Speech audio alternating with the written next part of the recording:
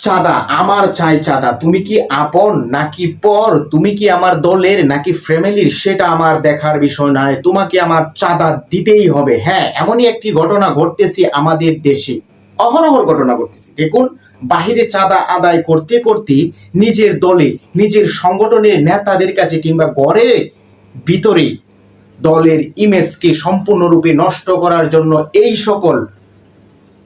এই সকল বিতর্কিত নেতাদের কারণে আজকে অনেকগুলা দলেরই ইমেজ নষ্ট হচ্ছে। দেখুন, ছাত্র দলের নেতা বিএনপির নেতার কাছে চাঁদা দাবি করেছে, সেই চাঁদা না দেওয়ার কারণে তার হাত পা ভেঙে দিয়েছে। দলের ইমেজ নষ্ট হয়নি।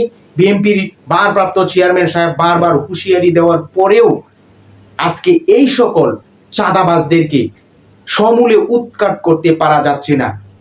এদেরকে সাংগঠনিকভাবে কঠোর ব্যবস্থা নেওয়া সহ আইন শৃঙ্খলার হাতে এদেরকে তুলে দেওয়া উচিত। কারণ বিএনপির হাইকমান্ড তারা কখনো চাঁদাবাজকে, দুর্নীতিবাজকে, অন্যায়কে প্রশ্রয় দেয় না। তারেক রহমান সহ শীর্ষস্থানীয় নেতাদের বক্তব্যে আমরা সেটি স্পষ্ট পরিষ্কার বুঝতে পাইতেছি, এবং অনেকগুলাকেই সাংগঠনিকভাবে ব্যবস্থা আইনের হাতেও তুলে দেওয়া হচ্ছে। তারপরেও এই ধরনের চাঁদাবাজদেরকে রুখে দিতে পারতেছে না। আমাদের ঐক্যবদ্ধভাবে জনগণকে সংগঠিত হয়ে আইন শৃঙ্খলা রক্ষাকারী বাহিনী সহ দল, যেই দলের লোকগুলা চাঁদা করে, তাদেরকেও একত্রিতভাবে প্রচেষ্টা গ্রহণ করতে হবে।